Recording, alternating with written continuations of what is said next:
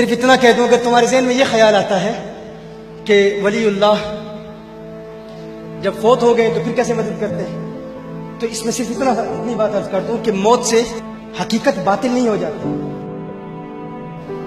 موت سے حقیقت باطل نہیں ہوتی، مرنے کے بعد بھی حقیقتیں قائم رہتی ہیں۔ ایک دلیل صحیح بخاری کے سماعت فرما لیجئے، شہدائے احد 70 شہید تھے، جنازہ پڑھایا گیا، حضور اکرم صلی اللہ علیہ وسلم نے تدفین کے لیے کیا حکم ارشاد فرمایا تھا، جنازے کے لیے کیا حکم ارشاد فرمایا تھا؟ جسے قرآن زیادہ یاد ہو اسے قبلہ کی طرف آگے رکھا جائے۔ کیا سن رہے ہیں آپ؟ کیا کر جسے قرآن، اگر موت سے حقیقتیں بدل جاتی ہیں تو حضور نے کیوں فرمایا جسے قرآن زیادہ یاد ہو اسے آگے رکھا جائے؟ پتہ چلا موت سے حقیقت باطل نہیں ہوتی، حقیقت قائم رہتی ہے۔ جو حقیقت دنیا میں ہے وہ حقیقت قبر میں بھی ہے۔ اور سنن الترمذی کی روایت ہے،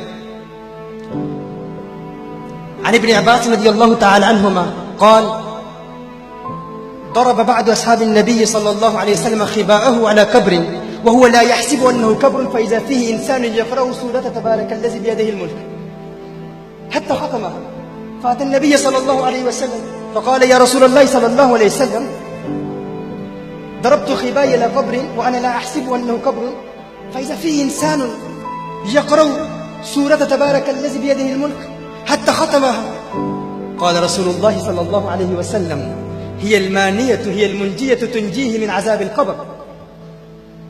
ترمذی کی بھی ہے روایت، یہ امام طبرانی المعجم الکبیر میں بھی روایت کیا ہے، امام بیہقی نے شعب الایمان میں بھی۔ آپ کے سوال کا جواب دے رہا ہوں تاکہ یہ ذہن میں یہ خیال نہ رہے کہ ولی اللہ جب مر جاتے ہیں تو سنتے نہیں اور ان کی حقیقت باطل ہو جاتی ہے، حقیقت باطل نہیں ہوتی۔ حضرت عبداللہ ابن عباس رضی اللہ تعالیٰ عنہ روایت فرماتے کہ ایک صحابی ایک خیمہ لگاتا ہے اور اسے پتہ نہیں ہوتا، علم نہیں ہوتا وہاں قبر ہے، وہ خیمہ لگاتا ہے اور کہتا ہے کہ میں نے اچانک سنا کہ قبر سے کوئی سورہ ملک پڑھ رہا ہے، یہاں تک کہ مکمل سورہ ملک پڑھ لی۔ وہ حضور کی بارگاہ میں حاضر ہوتے ہیں، عرض کرتے ہیں یا رسول اللہ صلی اللہ علیہ وسلم میں نے فلاں جگہ خیمہ لگایا، مجھے علم نہیں تھا، اور کوئی شخص سورہ ملک پڑھ رہا تھا۔ حضور اکرم صلی اللہ علیہ وسلم نے ارشاد فرمایا، حضور نے نہیں ارشاد فرمایا کہ تجھے یہ سپرسٹیشس بلیفز ہے، یہ وہم پرستی ہے، قبروں سے آوازیں کہاں آتی ہیں، مردے جو مر جاتے ہیں ان کی آواز باہر کہاں آتی ہے، نہ باہر والے اندر والوں کی سنتے ہیں نہ اندر والے باہر والوں کی سنتے ہیں، نہ حضور نے یہ نہیں فرمایا۔ حضور نے فرمایا یہ معنی ہے، یہ روکنے والی ہے سورہ ملک، اور یہ عذاب قبر سے بچانے والی ہے۔ حضور نے فرمایا یہ عذاب قبر سے بچانے والی ہے۔ اس کا مطلب کیا ہے؟